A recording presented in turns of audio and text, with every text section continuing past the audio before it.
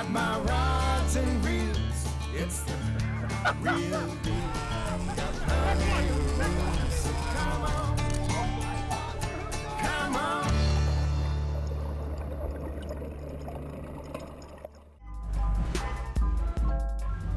This show finds us in the breathtaking British Virgin Islands. Finally, the BVI. All right, man, show me a little piece of your paradise here, Bob. These waters are tropical paradise and a vacation hotspot. Renowned for its white sandy beaches, crystal clear waters, and remarkable sailing, I'm excited to discover her fishing. I'll be out with Captain Donnell fishing aboard the Big Ting, a very, very fishy Bertram, off the shores of Anegada, which I'll say is an angler's paradise. I'm also touring the other British Virgin Islands, and there's some great surprises along the way. All right. So fun. I'm being hosted by the BVI Tourism Board, and I'm staying on the beautiful fishing resort, the Anegada Reef Hotel, on the island of Anegada, famous for its fresh grilled lobsters, Lowell's rum smoothies, and a layback atmosphere. This place is not only a testament to the life on Anegada, but life in the British Virgin Islands altogether. The Wheatley family opened this gym in 1976.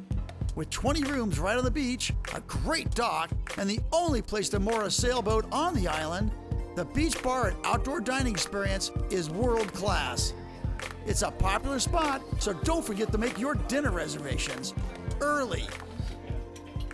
Sometimes I can't believe how lucky I am getting to stay at places like this, knowing that I'm going to be having some great fishing and being able to make some new friends along the way.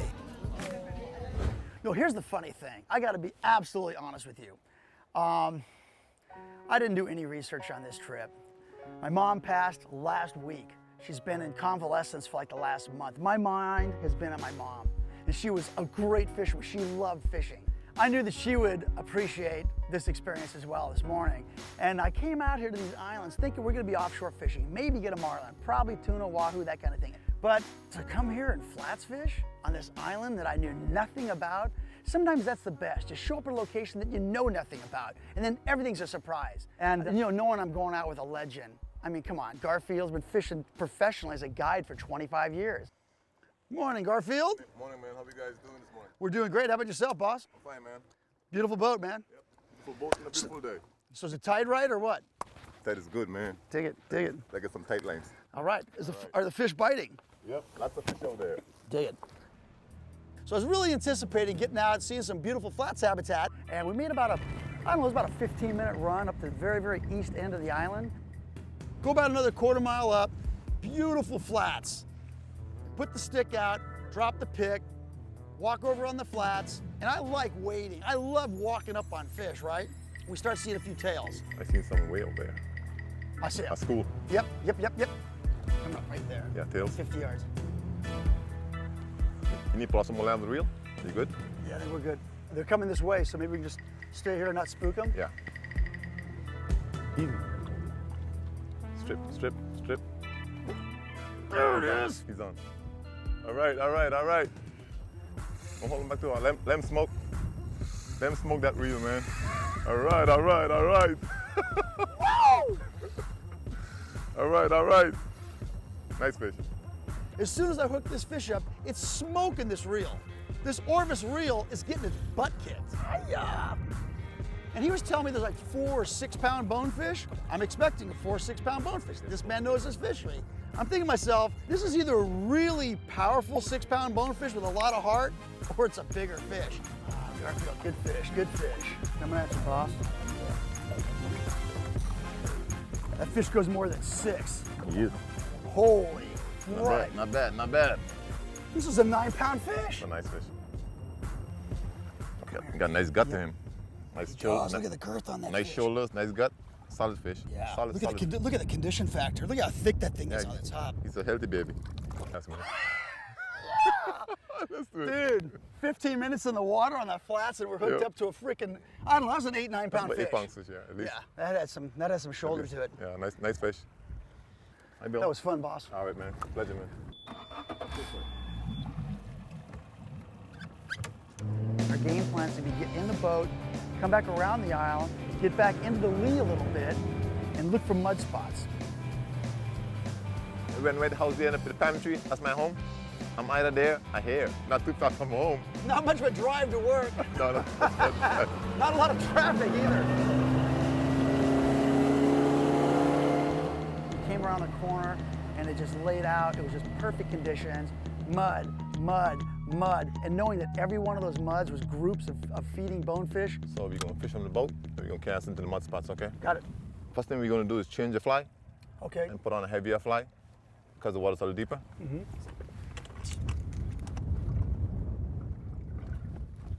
They're not like a trout. They're not going to come up to eat a fly. They want something down below them, huh? Yeah, they're bottom feeders. They're most on the bottom, so you gotta get it down to their level, you know? If it's on the surface, you chase after it and just leave it. And off in the distance, you can see where big schools of bonefish are eating crabs and mudding. So we come up in those, we're literally throwing the fly in those muds and stripping it, stripping it, stripping it.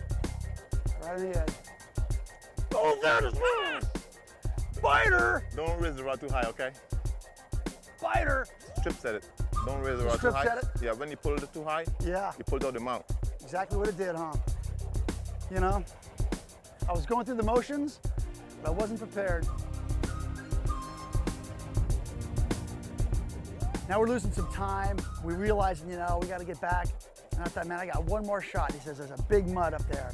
We get into it, the anticipation's crazy, and it's just streaking pretty long. So I know these fish are moving along pretty good. Cast, cast, and we're getting to the end of it. And I'm like, come on, man, I got to get another bite. I got to get a fish in this style. There's a fresh mud right there. See it? See it boiling up right there? Yeah, That's where they are. good.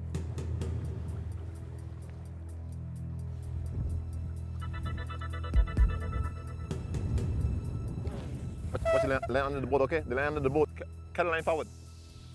Go forward, forward. Nice. We had to get something in that mud. It's our last shot, right? One for the Pressure's road. on. One for the road. So is our mojo. Yep. Fish in the muds and then fish in the flats. Two totally different hookups. Fish in two different environments out here in the flats. It's just, what an amazing morning. Garfield just knows this so well. I mean, it's his backyard. His house is right back there. Man, you can see there's such ghosts because they just blend so well with that sand. Yeah, it's right here. All right, man, cool. All right, nice fish. Look at that. Nice fish, Bill. It's a gorgeous fish, huh? Yeah. He's about 5 pounds. Yep. Not bad. And see, this is a bonefish. As we had mentioned, there's the mouth structure. You can see his mouth is literally underneath his snout. So when he's horizontal, he's digging in the mud, grabbing those crustaceans. That's why we went to that leaded fly, because we're fishing about 3.5 feet of water. That fly had to get down and get in front of him. Look at his nose. You see Oh, his yeah. nose? He's digging with that nose there. Exactly. It's kind of worn out where they're Yeah. literally digging. Yeah, and digging that's what we this had saw. We saw where these bonefish were digging in that mud and making those muds. Hey, Bill, look inside his mouth structure. See his tongue, his palate, his mouth, and his tongue? Oh my God, it's all see? plates. Yeah, Yeah, so where they they- just grab those crustaceans and just crush them. Yeah. So let's try releasing them, okay? Yep. See you next week, baby. He's fine. Nice. That was You awesome. know what? We're a good team, huh? Dig that. This is a team effort. It is. 2 Yeah. hours of fishing, 2 bonefish. Yep, that's cool. Woo! I enjoyed that. Big time. I hope you enjoyed that as much as I just did. IGFA Angler's Digest is brought to you by Mojo Apparel. It's time to get your mojo on. By Cobian Footwear. Step into performance, step into quality, step into Cobian. And by the Los Cabos Tourism Board, making sure all your fishing dreams come true. The British Virgin Islands have amazing fishing, but there's so much more to it than that. I took some time away from fishing, which was hard to do, to check out the islands and to see what they have to offer.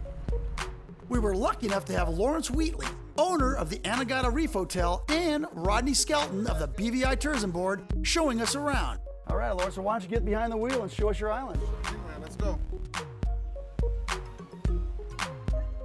We started with a great tour of the island of Anegada. It's a very flat island with a sparse population. It's home to some unique wildlife and some spectacular white sandy beaches. The island is surrounded by the Horseshoe Reef. At 18 miles long, it's the largest barrier coral reef in the Caribbean and the 4th largest on Earth, making for some great diving and an abundance of sea life. Lawrence, I think you were lying to me yesterday in the boat. We were fishing out here, and you're going, oh, there's some pretty beaches over there. You didn't say stunning beaches. I'm telling you, man, pristine beaches. We're actually standing at La Bali East, next to the Flashy Beauty restaurant, which has some of the best snorkeling in the BVI. The best in the BVI. You're a cheerleader for Anegada. Okay, we can only believe this much of what you say. I want to hear something from Rodney. How does this beach compare to what what else we have here in the BVI? Well, what can I say? The entire BVI is loaded with beautiful beaches. But when you come to Anegada, this is something special. And the entire island is pretty much surrounded by reefs. As you can see, you look around, the surf is breaking really nicely. You can get some excellent deep sea fishing offshore. And I mean, you look right here. If a parrotfish was passing right now, you could see it. Yeah, you no don't doubt. even have to go and you can see it. Yeah. So this is definitely one of the best places to go and snorkel and just kick back on the beach, bring your lady, bring your spouse over, and have a good time. There you go, sir. Nice. This is the island life, the Big Bamboo Bar, right here in Anegada, BVI. Woo! Cheers it up. Kareem. A quick boat ride finds us on the beautiful island of Virgin Gorda. Known for the baths at Devil's Bay, this is a definite must-see. We also met up with a local legend, Hugh Harrington, also known as Threepence, who gave us a quick lesson in fish trap building. And he showed me one of his classic handmade boats. What an old salt Threepence was. It was a fantastic opportunity to learn from him. I love the shape you've got in this boat.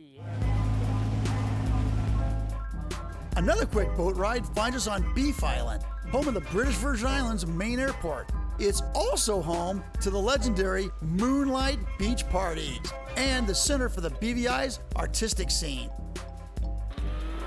A small bridge links Beef Island to the beautiful island of Tortola. There was literally too much to do. We drove around, we saw some beautiful marinas, bars, cars, and more beaches. It's easy to tell that this is the center of the BVI. To end the afternoon, I got to meet up with some old friends of mine, dolphins. Oh, and this really nice trainer, Stephanie Sanchez, at the Dolphin Discovery in Tortola. What a great place to bring your family. The dolphins are super friendly and they know a whole bunch of tricks. I had a blast getting in the water with them. Arms up, Bill! Woo! If you've never done this before, make sure you get time to do this on your next visit. Honestly, I was having such a good time, I almost forgot I had some serious fishing to do. You know, the cool thing about fishing destinations that you know nothing about, when they're a surprise and a big surprise, it's an awesome experience. And that's exactly what happened to me. As soon as I walked down the docks and saw the Big Ting, first, I dig the name, the Big Ting, right? Hey guys, what's up? Everything's good on the Big Ting. Here's Captain Donnell. This guy is one of those bigger than life captains, huge smile on his face. His mate Shaggy, same thing. Firm handshakes, welcome you aboard, and you absolutely feel like you are just gonna have a blast on this boat.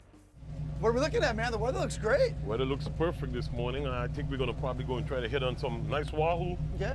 As we know, it's not the blue season, but I'm very optimistic, man. I'm feeling it. All right. Let's untie these lines and go have some fun. Head on out. All right.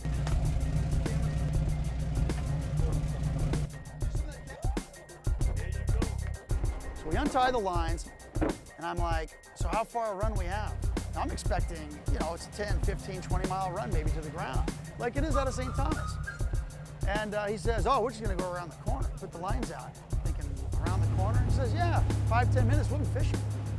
Sure enough, come around the west end of the island, we put the lines out, and I don't think we went 3, 4, 5 minutes, and we have a Pinta hookup. I mean, what's the word for that? 5 lines went off simultaneously? A Pinta hookup? Fish on! It's insane! What a school of fish!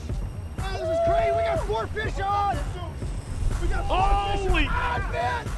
Oh, man, everything is Oh, this is nuts! Ah! We've got every rod on! All 5 rods are hooked up!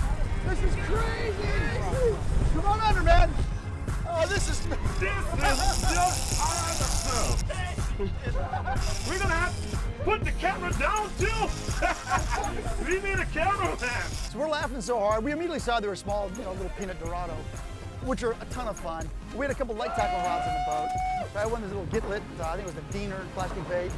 Throw that thing out there, and as soon as it hit the water, we had Dorado just butting heads to eat it. Bingo, hooked up. Now we got 6 fish hooked up. They're jumping across each other's lines, and it's just mayhem. Mayhem in the car. Shaggy! Ready, Doug?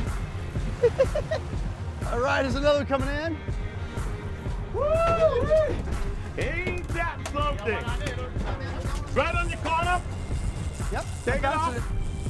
Bounce it right through, right past you, right there. There we go. Take it up and get it over. Take it up, rip it up.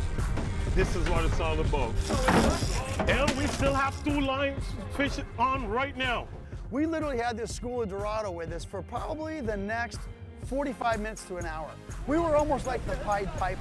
Everywhere we trolled, they were just following us. You see them in our wakes, eating every bait we threw back on them. We're just slowly going downwind. We're keeping a hooked up Dorado in the water right here. And it's keeping this whole school right with us.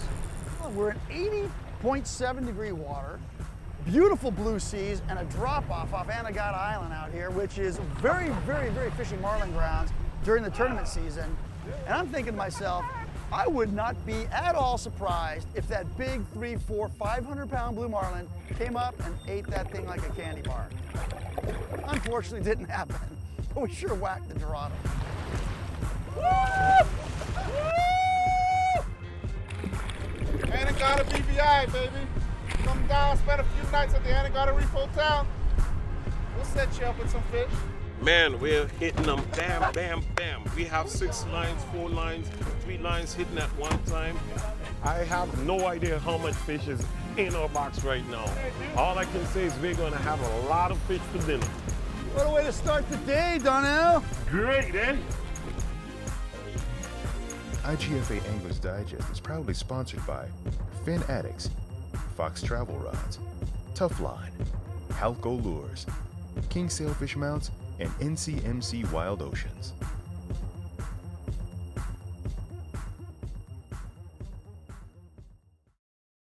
We're back here in the British Virgin Islands. We're staying at the Anegada Reef Hotel. We did some exciting bone fishing on the fly, took a tour of the islands, saw some of what BVI has to offer, and now we're offshore fishing on the Big Ting. We just found some schoolie dolphins and we're on the hunt for our big fish. What's the plan for the rest of the morning? We're looking for some of those 40, 50-pound wahoos this morning. Yep. And have that big boy out there which usually attracts the billfish. Yep. I think we're gonna just hit them. All right, well, we got great water color, obviously. Great water conditions for trolling big marlin stuff. We got 80, 81 degree water as well, and all this bait. I wouldn't be surprised to see one. It is December, it is not peak season. Exactly. But you know what I mean? It's just all the conditions are here. We're fishing in the BVI. I'm sure anything can happen. Right on. And on this boat with you, Big thing? sure will, big boy. Oh, yeah. Big boy, big team. Big things happen on the big team. Yeah, you bet. Now, obviously, the numbers of fish we caught, we were catching quantity. And quantity's fun. Let's not kid ourselves, right? It's fun just to turn the handle on a bunch of fish. But you know, really, when you want to have a memorable day offshore, you need that quality fish. You need that home run fish. And we hadn't had that yet. So that's when Captain Donnell was going to come down, because we were going, hey, you got to come down here and bring your luck in the pit. Well, I'm going to have me a little bit of fun, too. So I'm down here in the cockpit. Shaggy's up on the helm now. See if we could pick up some great wahoo. Wahoo, this time of the year, and they hit hard. He was literally scaling the ladder coming down, and there was an explosion. I mean, it looked like a big yellowfin bite, right? One of those bites where the water just explodes, and there's a huge hole, like a big toilet flush back there in the right short corner. We knew it was a sizable fish. Whoa! That thing freaking blew up like an explosion! I think it's yours, man. This is yours. No, you. Holy shit. It was a 50-wide Shimano, and it's just smoking. Now, you know what? That's a good fish. Donnell's going, hey, man, take it, take it, take it. And I said, what? No, man, it's your turn. We better have some fun. What did I go and get myself into? Just explode, but it ain't that bad. Is this what you signed up for? Hell no. I was not prepared for this at all. I'm supposed to be the captain of the boat and shooting orders, and here everyone is shooting out orders at me, and I have this fish on, and they're saying, don't lose this fish, it's the biggest one. This wahoo is gonna make us good. It just blew me out of the water. You got it coming, man. Bring it in. 7 to 10 minutes later, man, this wahoo comes on. I'm the captain, and I'm bringing in the biggest wahoo of the day. It was absolutely fabulous. Woo, baby! Woo! That's a toad! Oh. I think it goes a little more than 25. Oh, bro, that's a man. sick fish, man. You guys are killing me here. That's a 50 pound, 60 pound hoop. Easy. All day long. All day long, baby. Woo! Short corner bite. Dude, we got the Tell you, sick don't. hoop, bro. That's a sick hoop. Does not get much better, man. No kidding. Oh my God. Really nice hoop. 1, 2, 3. Yeah, baby. That's a great shot. You guys get again. That's it. Get the fish's head right at me. Ah, sick shot. Sick shot. 2, 3. 60 pound wahoo right here in BVI. Yeah, baby. I'd like to throw down a heartfelt thank you for the BVI Tourism Board that did a phenomenal job on this show. You know, we also like to throw down a big thanks to Lawrence, his mother Vivian, for the incredible hospitality they gave us at the Anegada Reef Hotel this week. Everything first class. And to you at home, I sincerely hope you had as much fun watching this show as we had bringing it to you.